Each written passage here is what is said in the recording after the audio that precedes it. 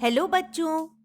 आज जो कहानी मैं आप सबके लिए लेकर आई हूँ वो बहुत ही प्यारी सी कहानी है। इस कहानी का शीर्षक है साधु की पुत्री। गंगा नदी के किनारे एक साधु रहते थे। वे न केवल विद्वान थे बल्कि उनके पास जादुई शक्तियां भी थीं। एक दिन वे ध्यान में मग्न थे, तभी बाज की चोंच से एक चुहिया छूटकर उनके हाथों में आ गिरी। उसकी छोटी सी पूंछ व काली चमकीली आंखें थीं। उन्हें वो बहुत अच्छी लगी, पर घर ले जाने से पहले उन्होंने जादुई मंत्रों के प्रयोग से उसे एक लड़की में बदल दिया।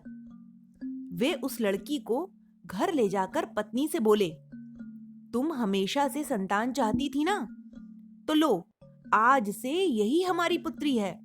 इसे पूरी देखभाल व स्नेह से पालो। साधु की पत्नी भी अपनी पुत्री को देख प्रसन्न हो उठी। वह उसे राजकुमारी की तरह पालने लगी। साल बीतते गए, नन्ही लड़की एक सुंदर युवती बन गई। जब वह 18 वर्ष की हुई तो साधु व उसकी पत्नी उसके लिए वर तलाशने लगे। साधु ने कहा, मेरी बिटिया का विवाह ऐसे व्यक्ति से होना चाहिए जो सबसे बड़ा हो। मेरे हिसाब से सूर्य ठीक रहेगा। पत्नी ने भी हामी भर दी। उन्होंने जादुई मंत्रों के प्रयोग से सूर्य को नीचे बुला लिया। उन्होंने उसे अपनी पुत्री से विवाह करने को कहा, पर पुत्री ने पहले ही ना कर दी। वह बोली, पिताजी, यह तो बहुत गर्म है। मैं उससे विवाह करूंगी जो इससे भी बेहतर होगा। साधु निराश हो गए। उन्होंने सूर्य से कहा कि वे ही कोई वर सुझाएं। तब सूर्य बोले, बादलों के देवता से बड़ा कौन होगा? उनमें तो मेरी किरणों को भी रोकने की शक्ति है।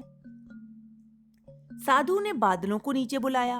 वह अपनी पुत्री से विवाह करने को कहा, पर इस बार फिर पुत्री ने मना कर दिया और बोली, ये तो कितना बदसूरत है, मैं इससे विवाह नहीं कर सकती। साधु ने बादल देवता से कहा कि वही कोई अच्छा वर सुझा दे। वे बोले, पवन देवता ठीक रहेंगे। वे तो मुझे भी अपनी फूंक से उड़ा देते हैं। साधु ने पवन देवता को बुलाकर अपनी पुत्री से विवाह करने को कहा। पुत्री ने फिर इनकार कर दिया और बोली, मैं इससे शादी नहीं करूंगी। ये तो कहीं टिकते ही नहीं, हमेशा यहां वहां भागते रहते हैं। साधु ने पवन देव से पूछा, क्या मेरी पुत्री के लिए ऐसा कोई वर हो सकता है जो आपसे भी बेहतर हो? पवन देव ने कहा, पर्वत देव मजबूत व ऊंचे हैं, वे मेरा भी रास्ता रोक देते हैं। साधु ने पर्वत देवता से कहा कि वह उसकी पुत्री से विवाह कर ले। पुत्री ने फिर से मना कर दिया और बोली, ये तो बहुत लंबे, सख्त और कठोर हैं, मैं इनसे विवाह नहीं कर सकती। इनसे भी कोई बेहतर चाहिए। पर्वत देवता ने चूहे का नाम सुझाया।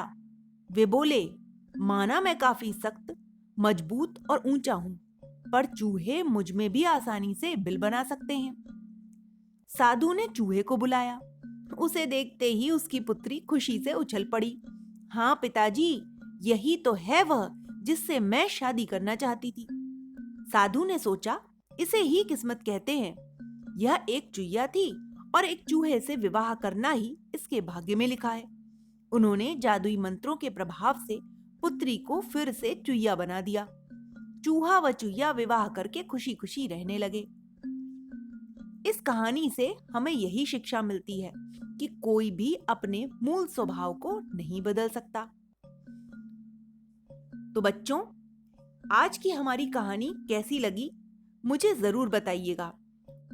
If you enjoyed this story, don't forget to subscribe for more.